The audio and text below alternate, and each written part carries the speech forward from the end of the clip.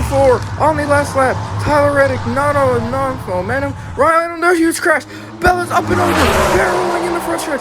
Christopher Bell is barreling 4 times down the front stretch, hard into the wall as the safety crew gets Bell out of his car. What just happened? Bell just flipped over as Ryan Blaney wins here at Texas. Let's have a look what happened here. Looks like Harvick just spins Christopher Bell, maybe? Gets loose on his nose, and that sends him airborne, barreling in the front stretch through the grass onto pit road. Huge, vicious, scary crash here for Christopher Bell. Behind William Byron, now they're going to go side by side into the tunnel. Are the two cars side drafting gonna let everyone else get up? Oh! Elliott hits the 11. The 11's off the 24.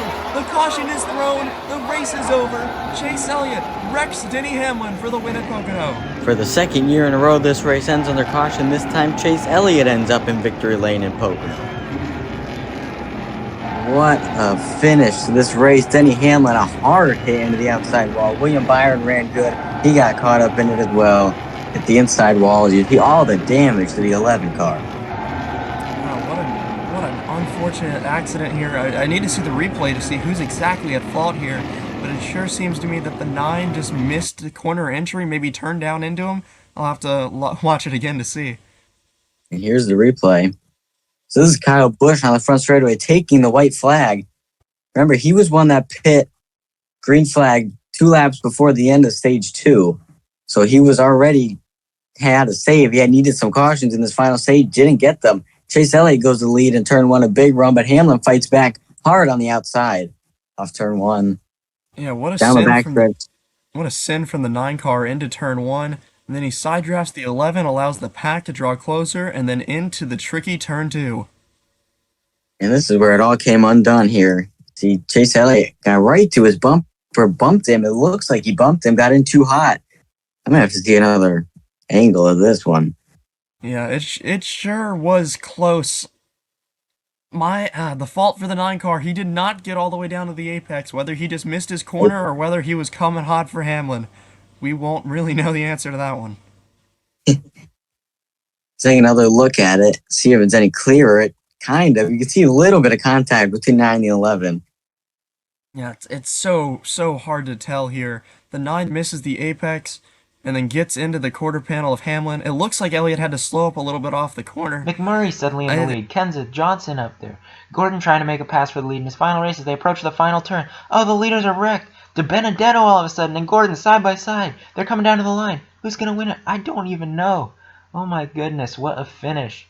They were 5 wide at the line. Everybody inch by inch right next to each other. We're going to have to take another look at that one in a minute. I think they have to go and decide who won, but let's go back. The back of the field also wrecked at the end. Here's a look at that final finish. I think they might have determined a winner now. And yes, we do have a winner. I'm getting a report. Martin Truex Jr. is the winner of this race. Started on the pole, finished first. Not the typical way to do it. He got spun out halfway through this race. There's another look at the finish. He and Harvick were neck and neck. They all were, but he and Harvick were the closest. Outside, Logano trying to get back in front. Oh, big trouble! Bell upside down, sliding on his way down the back straightaway. Huge crash on the back stretch here in Atlanta. What a hit for Christopher Bell. He flips into the outside wall and lands on his lid on top of the unluckiest super speedway racer of Kyle Larson.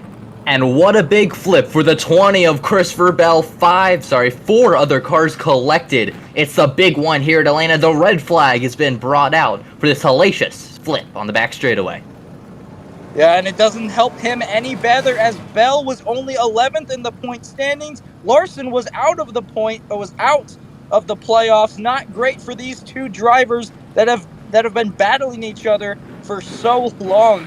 They're not going to be too happy with double white line, send away up the racetrack. It's 2-car battle now. Make it 3. Here comes Chase Elliott. Logano going to shove down the paint. Into the grass. Past the grass. Point 2. Will it work? No. Huge hit. All 4 tires off the ground. It's a hellacious smashing into the air. Almost flipping for the 9 of Chase Elliott. Your caution has been brought out here on lap number 8 to set up an overtime restart after some beef with the 22, and there's going to be a bit of a talking to. And the 2 drivers clearly angry with each other. No fight, tempers overflowing. Take a look at it here, and the 9 Oh, he just tried to pass him. Logano gave him no room, and oh my word. Huge wreck for the 9 machine of Chase Elliott. And as we take another look at it here, wow, this will most certainly result into a talking to by Moneyline Cup Series. Oh my gosh. This will result into a talking to as Joey Logano is being called to the infield hauler after he gets Down checked in front at of the Byron, gear. his teammate. Chastain gets a push from Van Gisbergen on the outside. Here they come into the tri-oval, side by side for the lead. Who's gonna win it? They wreck behind him now, and it's dead even across the line. I think it's Ross Chastain, but we're gonna have to wait for an official word as the big one strikes behind the leaders. What a finish here at Talladega. Very clean race from everyone as it ended with Noah Gragson and Ross Chastain dead even at the line. Who won this race now? As there's a bunch of cars down piled up in turn 1. The scoring pylon cannot pick up how close the gap was between the top two. 0.00. As there you see Josh Berry, who went for a hard, wild ride here at Talladega. That car up in the air. There's Chris Buescher, Ethan Shield, Denny Hamlin, so many people involved in this late accident as they cross the stripe to end the race. John Hunter Nemechek. And now the official word is in. Noah Gragson is going to get the win at Talladega, as you can see as they cross the line.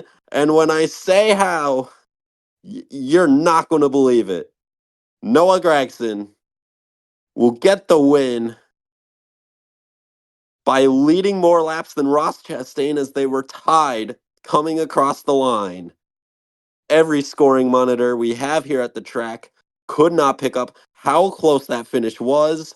So the officials have determined that they had tied at the line and Gragson would get it, because the first thing that Pepsi Cup officials go to when looking at such a close finish, or a tie as I should say, is who led the most laps. Unbelievable stuff. There's never been a tie in Help from NASCAR Denny history. Hamlin. Biffle and Kenseth regroup here. They're trying to make some more room on the inside. They're getting up there right next to Biffle. Now Biffle is going to take the lead as Junior and Hamlin get separated. They slip way back. And now it's going to be between Danica and Bain versus Biffle and Kenseth. Coming around turn 4 to the finish. Oh, Kenseth gets touched, and Danica Patrick is going to win. Danica Patrick takes the win here by less than half a car length over Greg Biffle. What happens here? Looks like Kenseth gets a nudge from Menard, and Biffle loses all momentum. And Danica Patrick is able to take the win. Real close finish as he celebrates. Greg